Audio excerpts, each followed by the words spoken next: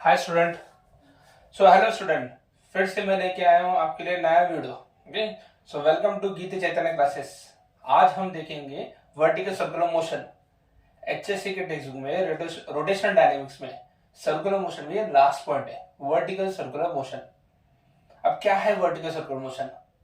नाम में ही उसका मीनिंग है, circular motion in vertical plane. तो क्या डिफरेंस है सर्कुलर मोशन का वर्टिकल प्लेन में और हॉरिजॉन्टल प्लेन में? हॉरिजॉन्टल प्लेन में जो हाइट रहती है सर्कुलर मोशन जो प्लेन है उसकी सरफेस से हाइट सब तरफ कांस्टेंट है। अब जो स्पीड है वो उस पर ग्रेविटी का इफेक्ट नहीं रहता हॉरिजॉन्टल सर्कुलर मोशन में। पर वर्टिकल सर्कुलर मोशन में height of the object will vary. As height vary क्या होगा, मोशन जैसा टॉप टू बॉटम आएगा तो ऐसा लगता है वो विद द ग्रेविटी आ रहा है, और विद द ग्रेविटी स्पीड बढ़ने वाली है। और जब बॉटम टू टॉप जाएगा तो अगेंस्ट द ग्रेविटी जाएगा और स्पीड क्या होगी, कम। तो ए टू बी स्पीड बढ़ेगी और बी टू ए स्पीड कम होगी, because A to B is with the gravity and B to A against the gravity. इससे क्या होता है, ऑब्जेक्ट की स्पीड वैरी होती है, और जब स्पीड वैरी होती है उस सर्कुलर मोशन को हमने क्या डिफाइन किया था, नॉन यूनिफॉर्म सर्कुलर मोशन। सो वर्टिकल सर्कुलर मोशन ये किसका एग्जांपल है, नॉन यूनिफॉर्म सर्कुलर मोशन। सो या vertical circular motion is also called as non-uniform circular motion, और term as non-uniform circular motion। क्यों non-uniform circular motion है ये? as due to effect of gravity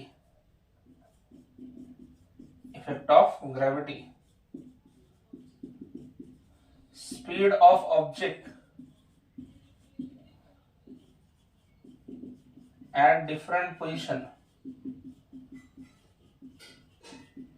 will be different।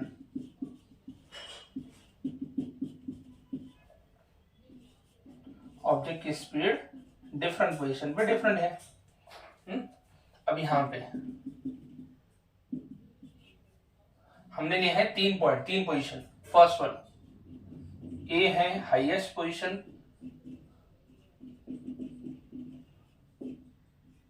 B है lowest position,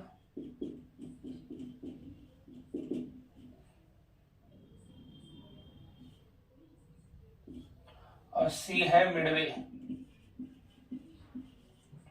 ये 3 position है। और एक point हम पी लेंगे at any position.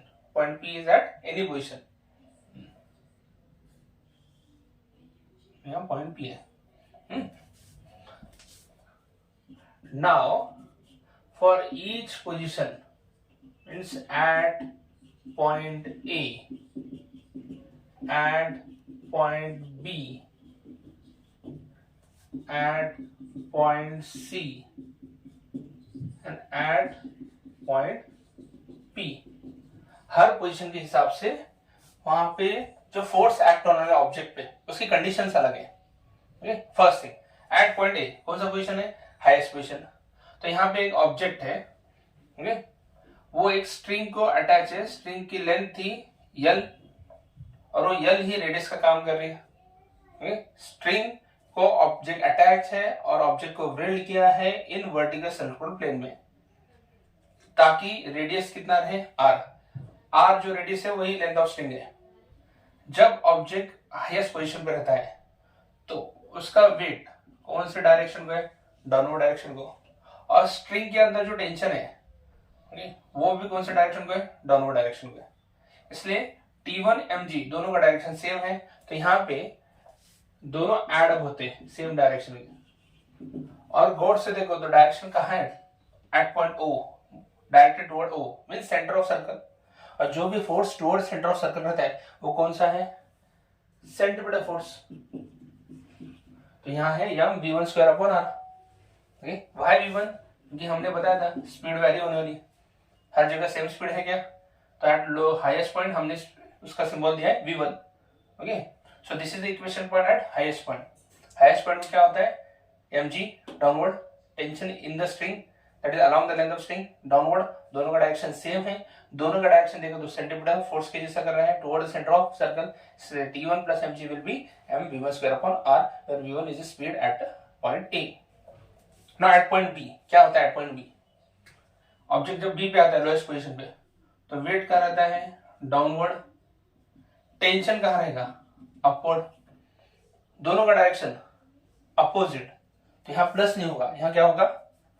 Minus T2 minus mg.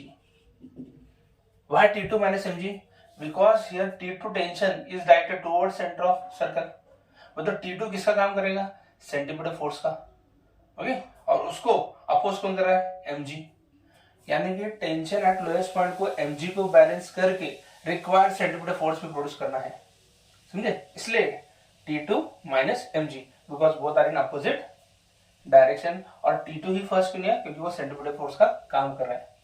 तो T2 minus mg will be equal to mv2 square upon r, और यहाँ पे v2 क्या है? Speed at point B।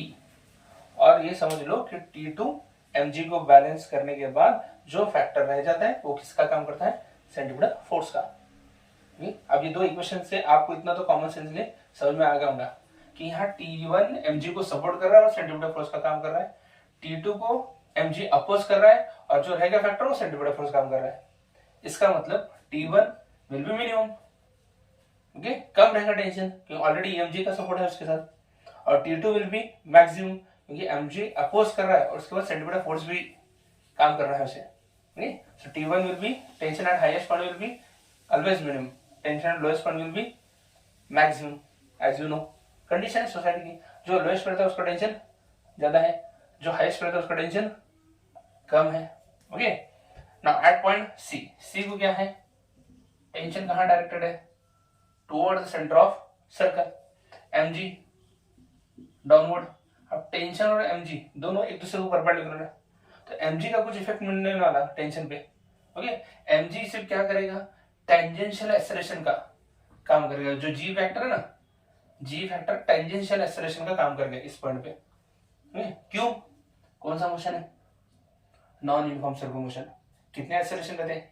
यहाँ पे दो कंपोनेंट है एक्सेलरेशन के, एक रेडियल जो सर्कुलर मोशन करने के लिए यूज होगा, और दूसरा टेंजेंशियल जो स्पीड वेरी करेगा, यहाँ स्पीड बदल रही है, स्पीड चेंज हो रही है ना, इसलिए यहाँ रेडियल एक्सेलरेशन रहेगा क्योंकि ये सर्कुलर मोशन है, टेंजेंशियल एक्सेलरेशन रहेगा क्योंकि स्पीड वेरी कर रहे हैं, और एट पॉइंट सी जी एग्जैक्टली किसका काम कर रहा है? टेंजेंशियल एक्सेलरेशन का, समझ में आ रहा है? तो यहाँ पे टेंशन अकेला किसका काम करेगा? Centimetre force, okay. ना mg सपोर्ट करेगा ना अपोज करेगा। ना at point P, at point P क्या हो रहा है? Tension along the length of the string, हम पॉइंट P को यहां लिखते हैं, ये mg हो गया एट पॉइंट P। यहां पे angle theta, theta is the angle with the vertical, angle with the vertical of the length of string. इस पोजीशन पे वर्टिकल से लेंथ ऑफ स्ट्रिंग ने कितना एंगल किया है? समझ में आ रहा है? वो थीटा है। तो थीटा के हिसाब से यहाँ mg के कंपोनेंट मिलेंगे हमको। This is angle theta, this is also angle theta. इतनी ज्योमेट्री आपको आती है। ये mg cos थीटा, जहां थीटा हुआ mg cos थीटा, और यहाँ mg, यहाँ लिख देता हूं ये mg sin थीटा। ये समझ में आ रहा है? अब mg cos थीटा टेंशन को देखो क्या कर रहा है? डायरेक्शन दोनों का अपोजिट है, अपोज कर रहा है। तो इस टेंशन एट पॉइंट P को mg cos थीटा को बैलेंस करना है, उसके बाद किसका काम करना है? सेंटीमीटर फोर्स का काम करना है। रिक्वायर्ड सेंटीमीटर फोर्स का भी इसमें से ही जाएगा। और ये mg sin थीटा किसका काम करेगा? जो यहाँ g कर रहा है, g यहाँ किसका काम कर रहा था? Tangential acceleration. g sin theta किसका काम करेगा? नॉट ये ओनली g sin थीटा किसका काम करेगा? टेंजेंशियल एक्सेलरेशन का। समझ में आ रहा है? So what will the equation at point P? Tension at point P minus mg cos theta will be equal to m vp square upon r. So this is the four equation that is required so that you can derive the expression for velocity.